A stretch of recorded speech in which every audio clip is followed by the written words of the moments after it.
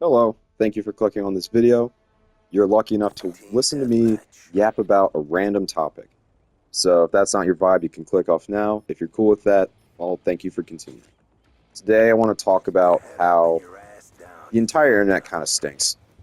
I I know this subject's been talked about a bunch, and it's going to kind of sound very similar to those videos, but as someone who's kind of grew up with the internet and seen it evolve, I know exactly what is kind of being missed. And again, I don't know the solution to bringing that back, but I know what's been missed, so someone out there can maybe fix it. Now, the first thing I want to talk about is how old YouTube was. And no, I'm not going to go on a tirade about people are too sensitive now. Content is too sanitized. You can't say any jokes anymore. Like, no. Somehow that's actually one of the few good things that has changed from the internet is people are more, decent and fair. But one thing that is missing from old YouTube and kind of the old internet is a lack of polish, if you will. People are kind of optimizing their content for algorithms, obviously because they need to make money. I get that. But it's not human. It doesn't feel human anymore. It just feels optimized and unnatural.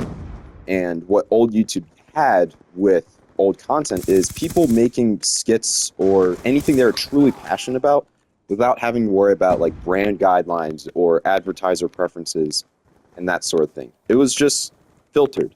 And one thing I missed about old YouTube is just unfiltered content and people being their authentic selves. And that's something I wish would come back. And what I'm trying to do with this kind of video, where I play Call of Duty and yap about whatever topic. Excuse me. Now, another thing that kind of relates to that is kind of in social media. I just YouTube social media, I know, and what I was just talking about was social media.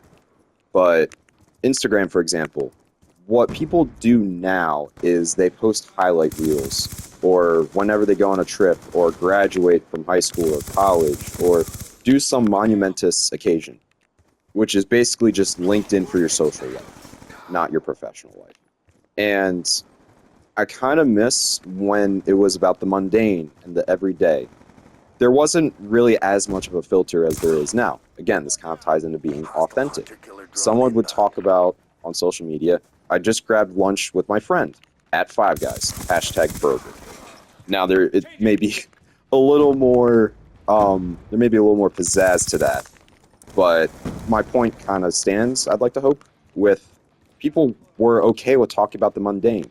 What's happening now is people are trying to curate themselves to be someone greater than they actually are. And that's kind of just doing the opposite. You're making yourself look more fake and more of a influencer, if you will. Um, Not everyone needs to be an influencer, all right? Like, I get that that's like the most aspired job from kids nowadays. Like, I wanted to be a YouTuber as a kid, so like I get it. Um, but not everyone needs that. Not everyone needs to be famous. Um, it kind of reminds me of like Total Drama Island. Like the whole point of that is like I want fame, I want fortune, but people kind of forgot about the thing that really mattered was local connections, local relationships, and that sort of thing. And the internet kind of ruined that through people being okay with talking to each other only online. This is a hot take, I know. I know a lot of people have had wonderful relationships with people they play games with, or like fandoms that connect over some kind of media that not necessarily people in your local community talk about. I get that. I've been a part of that. And there's something nice about that. However, when that's only restricted to an online area, it doesn't feel real, honestly. It feels partially fake. And I can kind of relate to that idea through my experience during COVID. Um, Obviously, because it was lockdown, I wasn't able to hang out with my friends in person really at all. I mean, I did outside, which was cool, but it was not very often. And what kind of ended up happening is I would meet people through like Discord communities. Now, I know COVID Discord communities were kind of toxic and had their own plenty of problems, but being in high school and being robbed of that like summer of no responsibility, this was the kind of closest thing I could get. And that kind of experience is the closest thing the internet could provide to what everyone is, I honestly think, is truly seeking. A true, carefree connection with people local to them.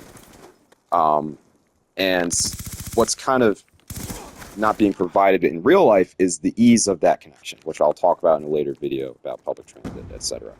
I don't know if this made any sense. So if you got all the way here, first of all, thank you.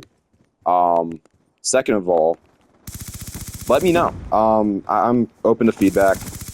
They removed dislikes from YouTube, so you can't really provide that kind of feedback. If you're a hater, hate, I guess. If you're someone who actually cares about other people, feel free to give open feedback.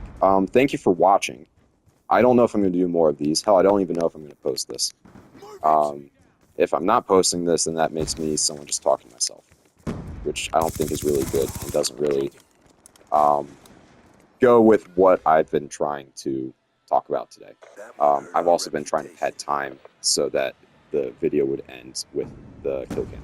All right, thank you for watching. Have a great day. Take care.